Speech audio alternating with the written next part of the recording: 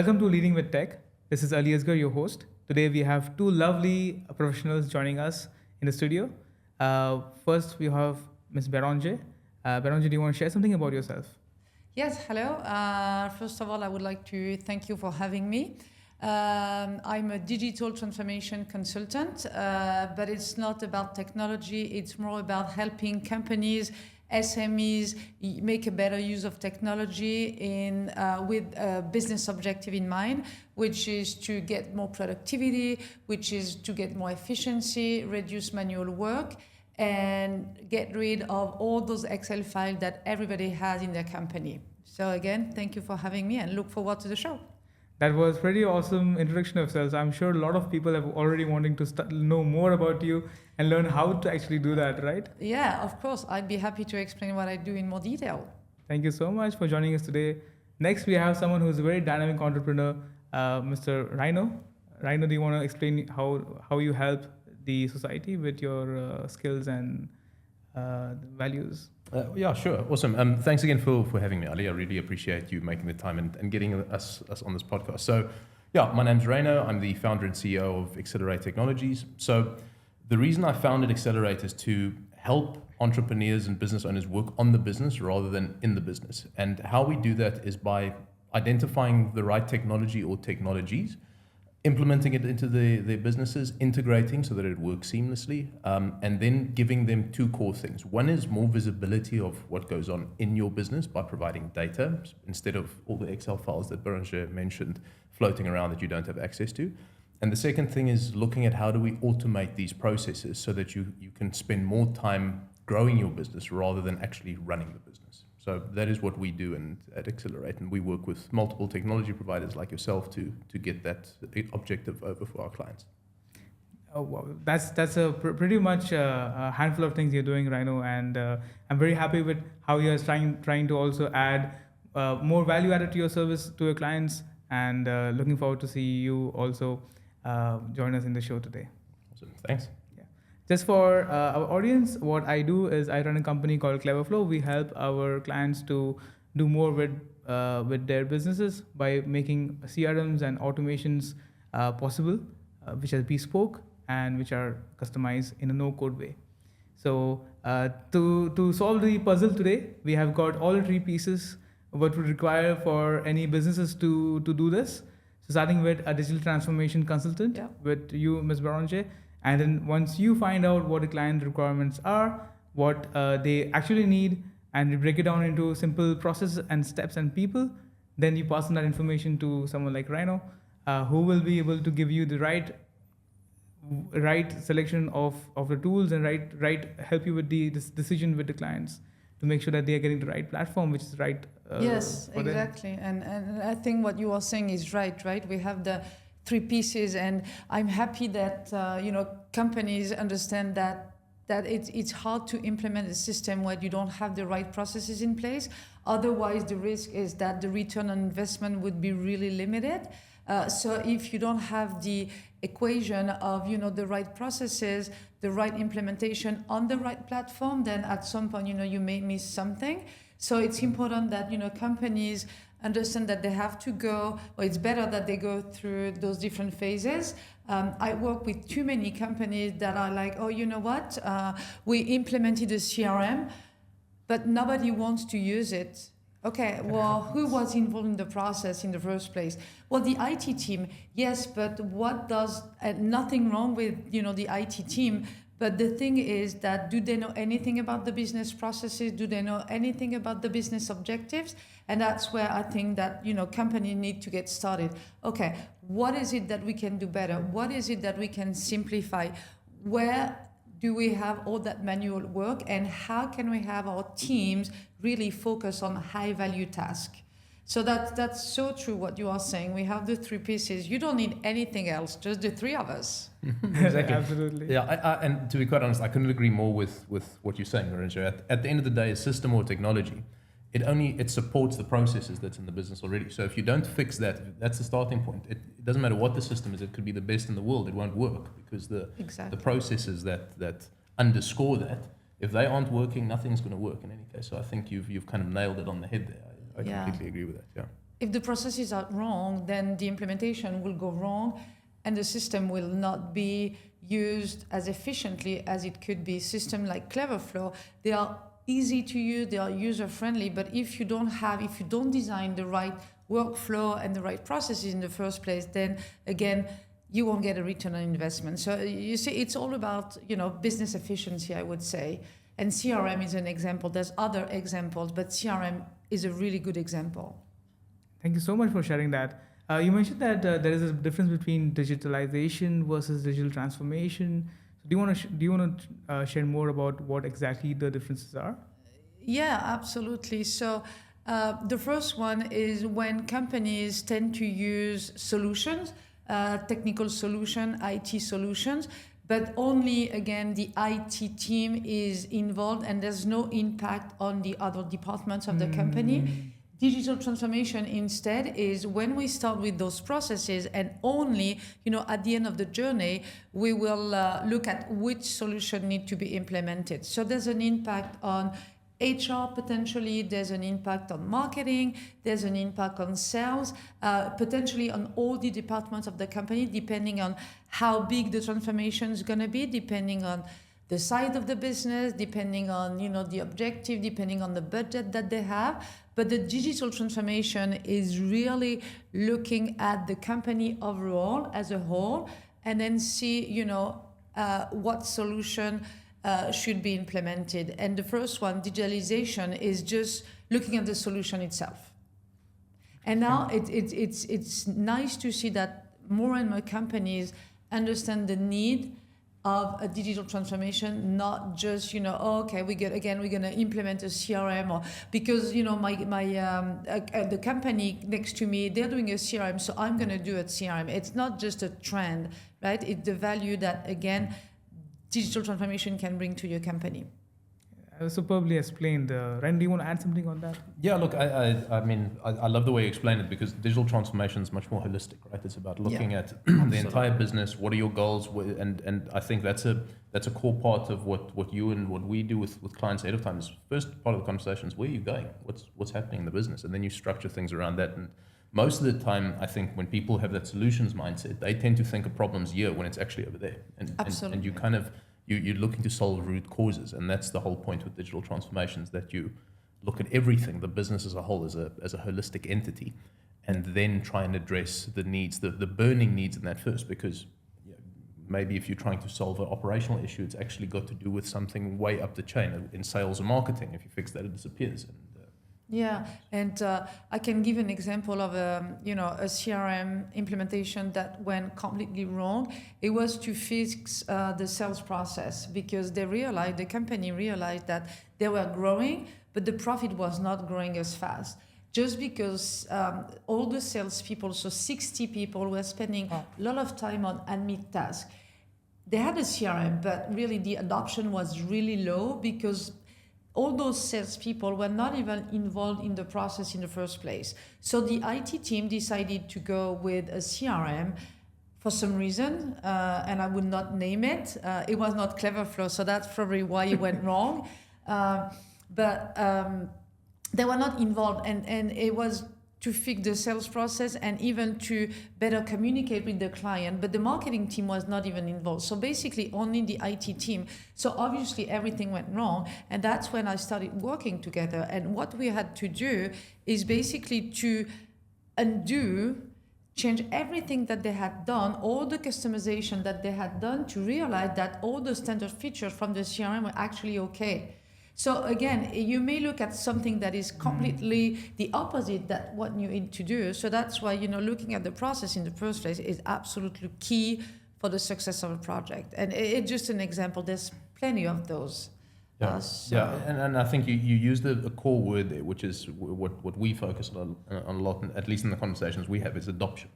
Implementation is easy, right? Putting a system in place is pretty easy. That's the harder part. But adoption is the hard one, and that comes again back to getting buy-in from the organization, having everyone involved, because I've also had multiple examples of someone will come to you and say, I don't like the system because it didn't work. But if you go and dig deep as to why it didn't work, is because the people implementing it were either siloed or not looking at the whole organization, or approaching things from a very, let's just try and solve one problem instead of looking at the bigger picture. And I think that's why adoption is such a key part in what we Absolutely. do. And you have to start from the beginning, right, to get. And change management will go with that.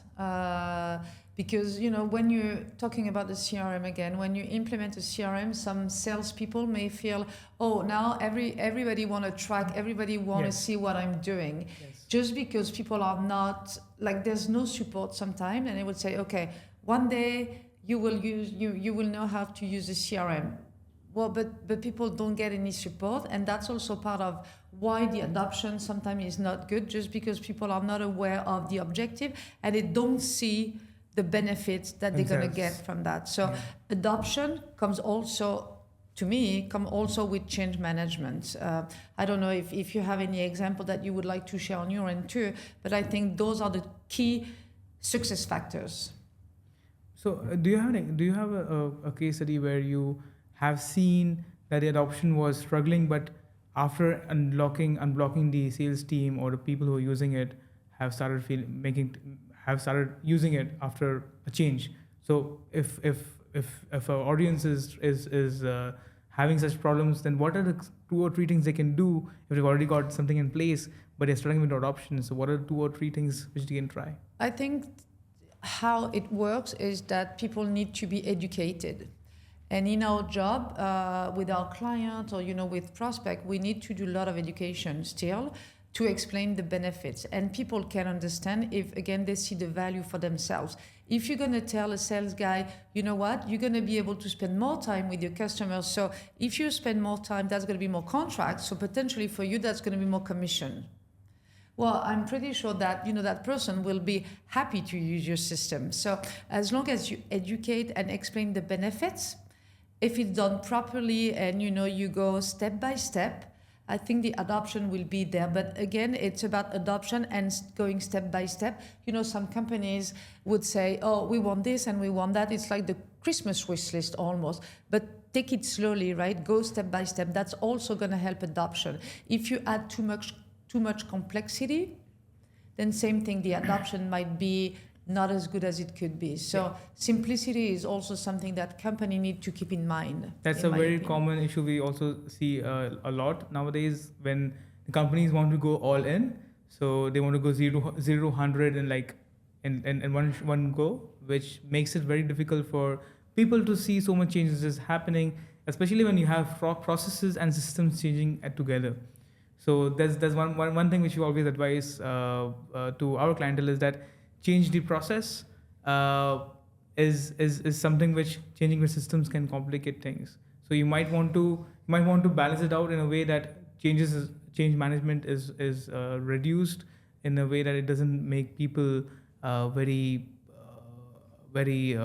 overwhelmed with so many new things and the new ways of doing things. So going step by step is a great idea. Having a plan to be able to do that and implementing step by step. Okay, let's replace this part and then move on to the next one.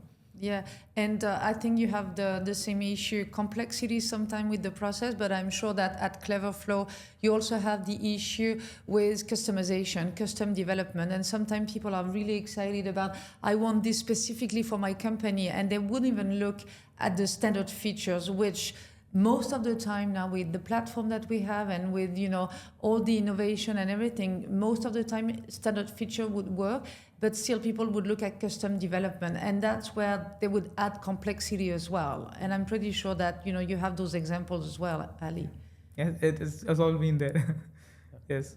Yeah, but I think we've kind of touched on a point where that's where our job comes in, especially, right? Is actually managing client expectations, because it's sometimes clients get overly excited and want to implement everything all at once, etc. But we've had numerous cases where we said to a client, we're not going to implement a system. We're not going to propose a system until you fix the process, because we know it won't work, because it's also our reputation and kind of you don't want to add frustration to that. So I think that's extremely important to have that transparency with the client, right? Say, what are you trying to accomplish? Where are your problems now? And then break it down to a step by step. That's our job, is to help them get out better on the other side. And sometimes that means saying no to implementations or saying no to things and having that pushback so that we understand, define the goals clearly and then work step by step to get there. Because, I mean, at least in my experience, I don't know about you, Bérengère, but for us, a proper system implementation would take between 6 to 12 weeks, right? To get to adoption, right? It's not going to happen in a week. You can implement in a week. It's impossible. But adoption takes, so if you're trying to do too many things at once, you will set yourself up for failure from the start. And that will just cause frustration, and it'll put people off, and it'll tire the organization out. So I think it's very important to also just manage that from a client perspective. Yeah. And they need to see, the long-term vision. It's not a short-term. That's why sometimes we are facing challenges with clients because they want something right away, but it's not the way it works. If it's too quick, then it's not going to be done properly. I mean, it's like when you build a house, right? You will need to go with the foundation first. You will need to start with the plan, which is, I guess, what I do. You would do the foundation, I guess, if we can compare to something tangible, you would do the foundation and you would build a house. Or you would be the house. We will be the tools for the house to be built. Yeah. Exactly. That's an example. Yeah, so that you're I an think everybody architect. can understand. You're like a designer who can say, hey, this is how you're gonna house look like. It's gonna have a glass window and all of these things. Yes, and whereas you would be like, okay, let's bring the construction hat, and then you will say, do you want wood or do you want aluminium, and then you can choose the right tools for the job, and we can supply you what tools require to be able to build that beautiful house. Yeah, 100%. Nice. And so if it's the three of it, then you will have a beautiful house. That's working at least with the door in the right place. Yeah, absolutely. And so moving on, what we all agree that going all in is a recipe for failure, right? So what in your opinion is the right strategy towards choosing the first solution or the first problem to solve? Should be sales? Should it be operation? Should it be in terms of having the bookkeeping, accounting proper? So what would you recommend? It's a tough question, and I cannot answer that. It depends so much on the company. The first question that I ask when I talk to a customer is, what are your pain points? Where are the challenges that you are facing? And based on that, then we can dig deeper and say, look, we may start fixing sales, or we may start fixing accounting, but I never work with standard approach or solution. It's always custom because it's all based on the company needs. Mm-hmm. And so it's really hard to answer your question. Most of the time, what I see is that company will start with a CRM because there's an direct impact on the sales activity, on the revenue, because you can communicate better with your clients, because you can optimize your sales process, because you can reduce the time it's going to take to close a deal, because maybe you can generate upsell and cross-sell opportunities. So most of the company will start with the CRM, but it really depends on the environment and the objective and where they stand with the digital plan. So I don't know if that's helped, but it's really hard to give a clear explanation to your question. So basically, the first thing they should do is understand what the requirements and discuss with someone who can help them choose a path towards getting all of them in place. Because sometimes you might want to fix two problems, and it's very important that the order of problems you choose to fix is in the right sequence. If you do the second thing first, you might not be able to do the first thing later on. The first time would be to assess the situation, absolutely. Unless a company comes and say, look, we have this problem, we know, but SMEs mostly do not know where they have challenges. They know that something is wrong, and that there's manual work again, and that people are not being used efficiently. But when they know, we can look at something specifically, but most of the time they don't know. So I would first assess the situation. Yes. And how do you? What's your take on that? I agree. I think for me, so we have two examples. One where a client already has identified a need and comes to us and says, how do we solve this effectively?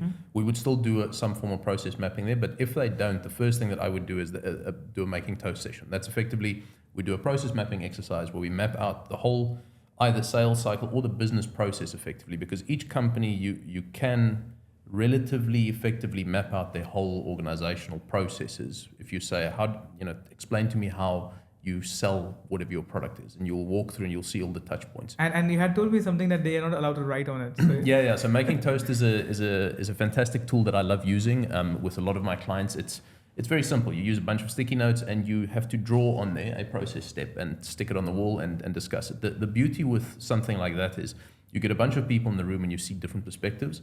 And what tends to happen in companies, especially as they grow, the way you think a process works versus the way you think one works versus the way it actually works is completely different. And if you just speak to one person, you're not going to get the full picture. So it's about how do we get everyone in a room, we understand the process, and then that's where you start doing the root cause analysis, because that's, I think, something very few people focus on.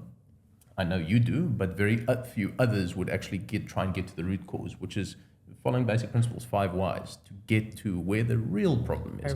Because sometimes you just fix that one thing and the 300 things down the line disappear.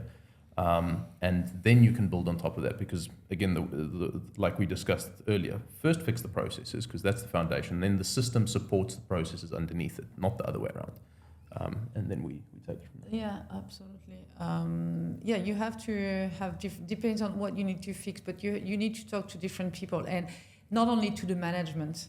You need to talk to users, the end users, people who every day will be using the solution. If they're not part of the project, then again, you may miss something. So it's important to have at some point, people in the room. And it's sometimes, a company would say, well, but why do we need those working sessions? Why do we need to spend time with you? We already explained everything. Yeah, well, we cannot understand and fix the situation if you're going to explain what the situation in just a discovery meeting or in 2 hours. So we do need to spend some time, because our value is also to challenge the way people work. We don't want to use the system where they're going to do the exact same thing, right? It's time to see how we can again optimize, simplify, and then we can look at, okay, how all of this is going to be implemented in the solution. I was with the client this morning and they were like, well, but this is how we do it today. Yeah, but it doesn't mean that it's absolutely right? Why don't we change the opportunity? Why don't we take the opportunity to change things, to improve things? And it's a lot of education to do on that front as well. Yeah. Speaking of that, what do you think about these tools nowadays, which are more of self-serve and, like clients like to always go for something which is readily available on the market? Who do you think is the right audience for such tools, where you're paying, let's say, a bunch of dollars every month and you can start using today, you can have a free trial? So what kind of companies will get benefit from such tools, and what kind of companies will not get benefit, and they would want to go through a consultant to basically understand what tool is right for them instead of just adopting something which they find on the internet? I think a core part would be, the capabilities within the organization, right? Doesn't matter if we work with a client or if they do someone else, but there has to be a champion inside that's going to own the process or the implementation or something. I think that would be, in terms of the solutions you're discussing, where the off-the-shelf solution that you can implement yourself, that would probably be the core thing. If you've got somebody inside that can own this and do this and has the time, the aptitude and the attitude to do it, go, great, that's for you. But what we found, at least, and that's once again why I founded Xcelerate, is people are overwhelmed by technology because they aren't necessarily, that's not their core focus. Their core focus is on growing their business, running their business, or doing that. They don't necessarily understand what's out there because, like we know, there's millions of different softwares out there and technologies and things that solve any problem you can think of under the sun. That's not the problem. It's actually understanding which one is right for this business and this use case. And that's where we come in. So if you've got that capability in-house, you don't need me or Bérengère. But a lot of the times the SMEs or the companies we work with don't have that, or they are just completely overwhelmed. And that's where we kind of come in to help them figure that out and map everything out. So we might still even use those softwares, right? The tools. I mean, CleverFlow is a good example. People can implement it themselves, right? But it's overwhelming for them to, if they don't have a structured process and thought process to work through to get to the end goal clearly and effectively. Yeah, now I would say the beauty of technology now is that once it's implemented, customer can be independent. If they need to, especially with no-code solution, low-code solution, it's easier for them to manage, to update. So let's say if they want to add a field, if they need to change a workflow, if they need to, fine tune the solution, if they get the proper training, they'll be able to do that. So that's a good thing, right? So the initial implementation need to be done, need with external consultant, I think, to make this work. But once it's implemented, they can get full autonomy, which is a really good thing, which again is getting better and better, I think. So that's also something that people may consider. Work with, professional in the first place, but then if you get the proper training and again the proper people working with you, then you'll be able to manage yourself, which is, potentially saving some money or saving some time. That's a really good example that you can get best of the both worlds, where you're getting things to get started and set up things professionally in a way that you might also want to consider the user privacy and who should be able to access what things. So it's always good to have a professional to do it, since they know what they're doing better, and it might help make the implementation efficient as possible. And then of course later as they use it, they can tweak around a couple of things to their liking and update it. That's a very good one.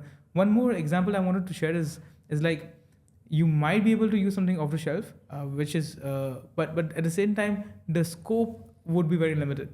And then what would happen is that you would be using one software for solving this problem, the other one to solving this problem, and a third one to solve the other one. And then you will want to bring a fourth software so that the three softwares can talk to each other, because we didn't have a very holistic approach towards technology. So is that something which you have seen in companies where they have got 10 different things going on, and there's duplication everywhere, and now you try to find glue which can join things from different places, and now you're paying subscription for everyone for every software as well? Yeah, it happened, unfortunately, and most of the time when companies use different systems, they're not connected. They don't talk to each other, and so they end up, companies end up having different databases. For example, they have a customer database in the CRM, they have a customer database in Outlook or in their email, they have a customer database potentially in WhatsApp, because we all know that WhatsApp in the UAE is absolutely huge. And so they don't connect all those systems, which becomes a challenge. And part of my job is also to say, look, do you really need all those applications? Maybe, it's a CRM, maybe it's an ERP, maybe it's another system where you can basically have everything in just one place. And if it's not the case, then how can we make those systems, as you said, talk to each other? Because otherwise nothing will be synchronized. And it's too complicated, and the data will not be reliable.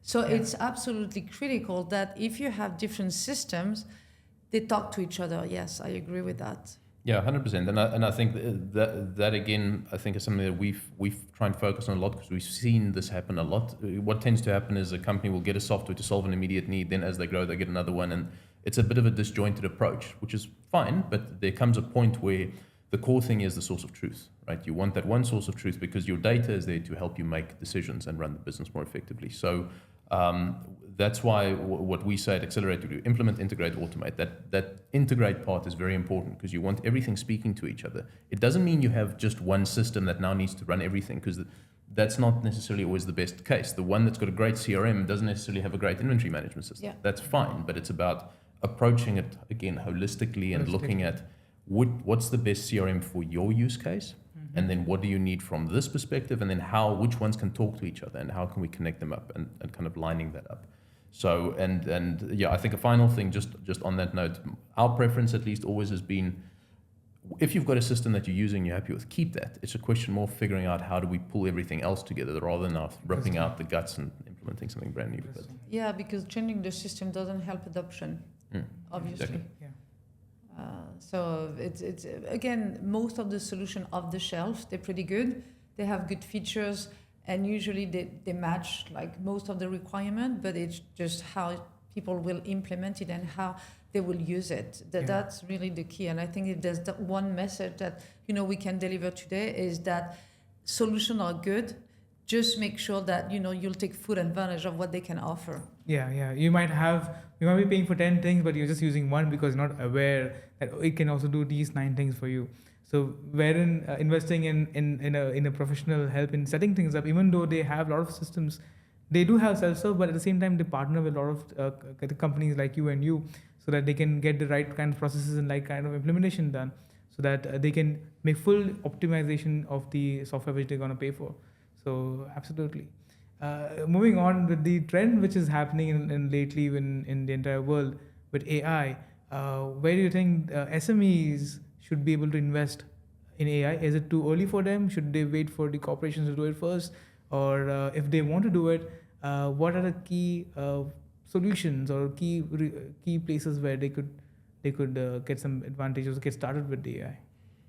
For me, I think, AI is, I just want to preface this, AI is a tool in the toolbox. It's not a silver bullet. It's not something that's going to solve everything. It's another tool in the toolbox that we can use to optimize things.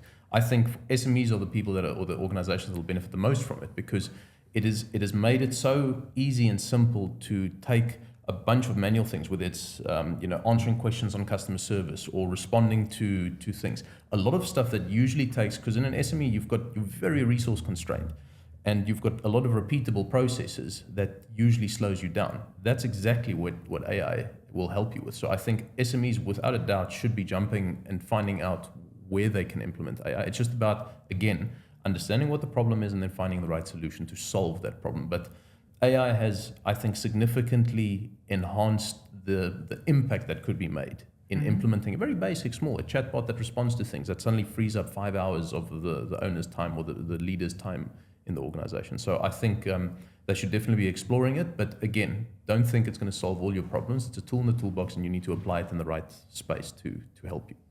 Wonderful answer. Yeah, exactly. And I think AI is a good thing, but it's not just something fancy that companies can use. Same thing, they need to understand what's the use case, what's the objective. But in some cases, it really helps. I worked with a company where what they wanted to fix, basically the contract management software, because they're managing a lot of contract on a monthly basis with the sales team, with the legal team. And so the objective really was to go from 7 hours per contract to 3 hours. And we managed to do that with AI, because AI features really help with, comparing contract, managing clauses within the contract, everything, a lot of things were based on AI. So in some cases, it's really, really helpful. Again, it's about productivity, efficiency, and return on investment. But again, it's all about the use case, scenario, and the objective that company need to reach. Yeah, because I think there was a study out recently with PwC where actually 70% of people said that AI has slowed them down. It's actually made their job harder. And I think that's, again, specific to it's about the use case, right? And applying it in the right way and using the right technology in the right way to solve a specific problem. If you apply that, I think it'll definitely help SMEs. But again, right application at the right place. That's important. Interesting. Yeah. So is there an example which you want to share about where an SME, let's talk about sales, a CRM.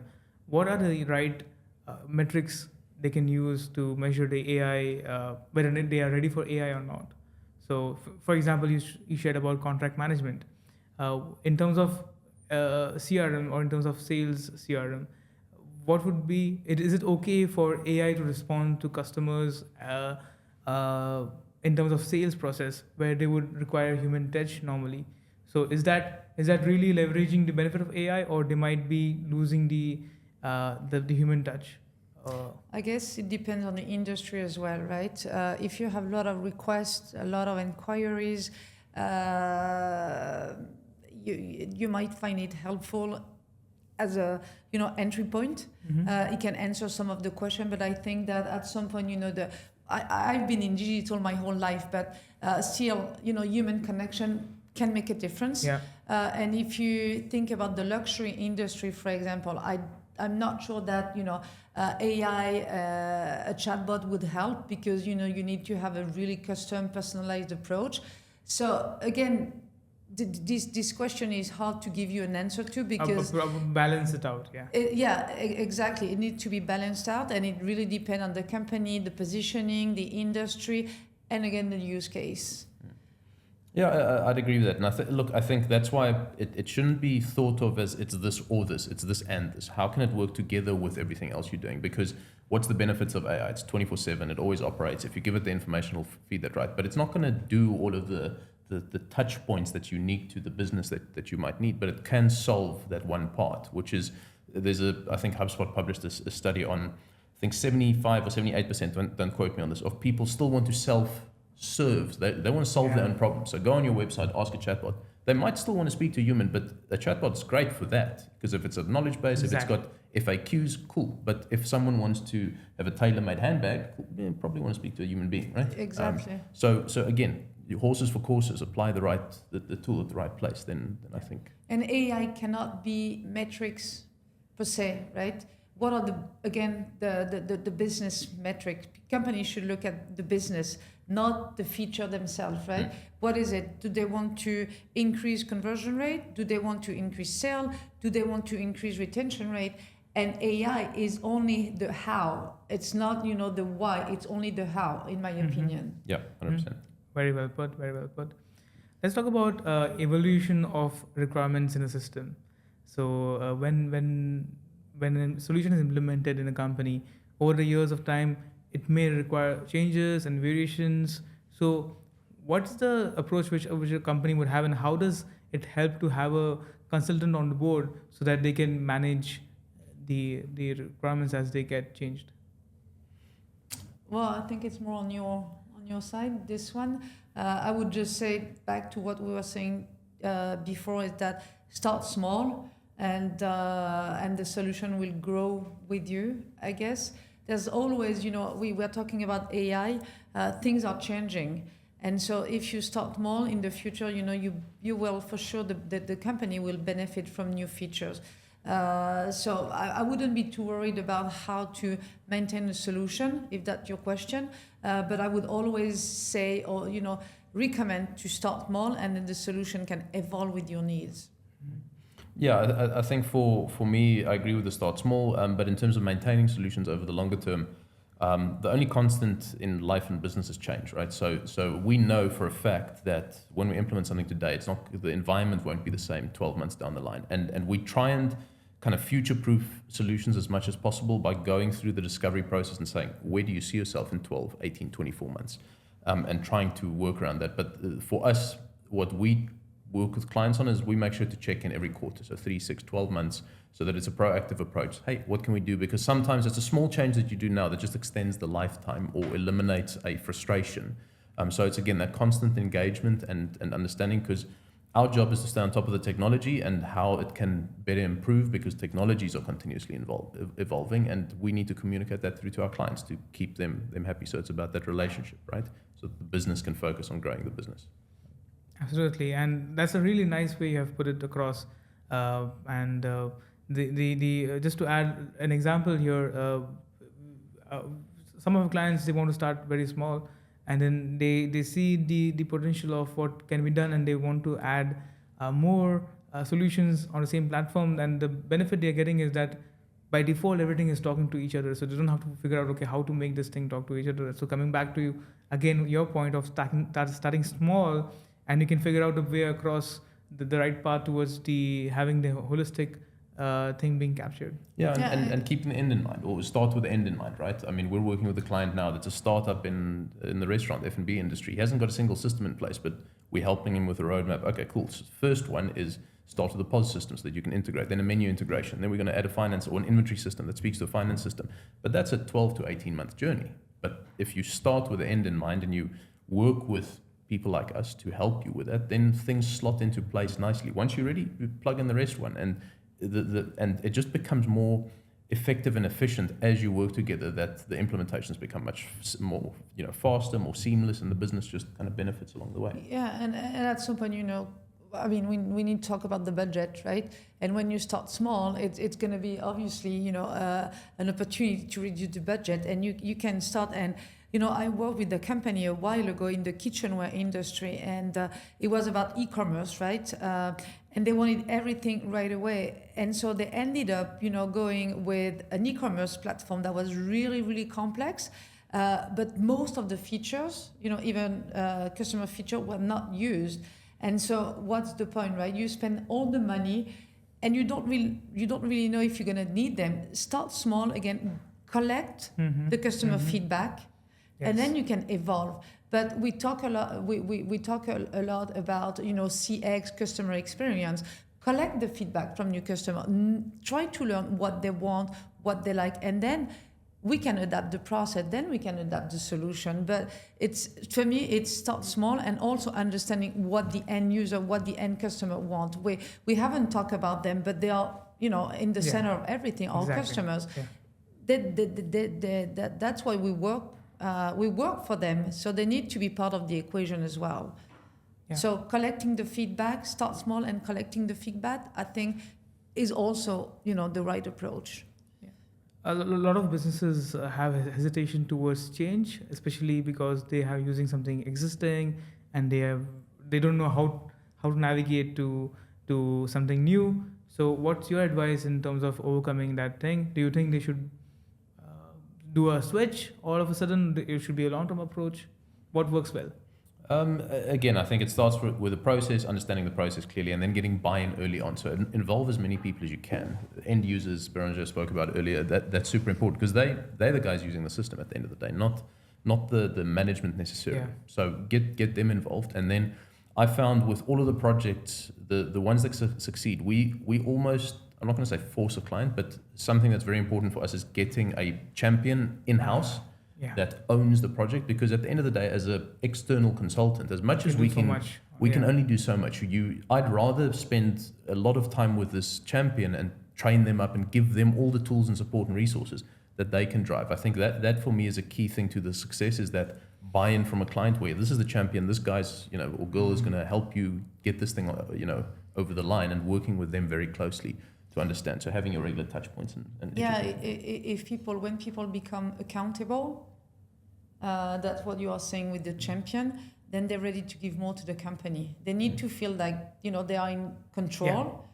Yeah. And so if they understand that, then they'll be able to, as a consultant, to help us. So, or it's like train the trainer, or getting a champion. It's really important as well.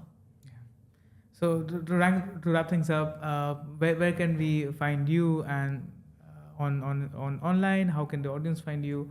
And tell us more about how you can support in terms of your business. Sure. So you can find us on our website, xcelerate-tech.com, or on LinkedIn. I'm sure we'll plug it in the comments somewhere. And for us, it's speak to us if you've got any technology question. You don't know what, you need technology, don't know which one it is, reach out to us, schedule a call. Or if you're using something and you're not happy with it. or if you've got 100 systems that don't talk to each other, come and reach out, and we'll see how we can help. Yes, and where are you located? So we're based here in Dubai, in Dairat is our offices, but we operate right across the UAE. So we've got clients in the UK, US, and in the UAE. So we're a global company at the moment. So, yeah. Thank you, Ryno. I can be found on LinkedIn. LinkedIn is your game, I think. yeah. And I work with companies across the UAE, but not only. That's, I guess, the beauty, again, of digital solution, where we can interact and connect with our clients all over the world. I work with company where I actually never met anyone in person. Seriously? Wow. I was in Dubai, somebody was in Georgia, somebody was in France, somebody was in the UK, and the project ran really, really well. So wow. There's no... So I think people cannot take excuse that, hey, we are spread apart. No, there's no excuses. No excuses. And so, people can find me on LinkedIn, and I'm happy to... help SMEs look at the process and fix the pain point that they have, but again, starting small. Mm-hmm. Okay. And to wrap things up, I would want to ask you, why do you partner with a company like CleverFlow? Tough one. No. So the reason so our job is to find the right technologies, or the best ones for specific use cases in the industry. And with CleverFlow specifically, I think as soon as I saw the software the first time, my first comment to you was, this is fantastic. It's just incredible, right? And that's my job, find the best solutions and find out how to implement them. I can't go and develop this thing, and I haven't found anything better than CleverFlow for its use cases and applications. So that's why we've decided to partner with CleverFlow. Thank you, Ryno, for joining us today. Thank you for having me. Yeah, I think what I liked about CleverFlow is, the approach. Again, for me, it's not about the solution, it's how companies can leverage the solution. And I like the custom approach. I wouldn't say custom development, but custom approach, where you would look at the workflows and you will basically adapt the feature to what the company need, and that's how I like working. So that's where I would, that's where I see a good match between what you do and what I do. And let's see. I look forward to more collaboration in the future. Thank you so much, Bérengère. Thank you so much for joining us today and spending your time with us and enlightening the audience on how to go about with their digital transformation. Thank you. Thank you.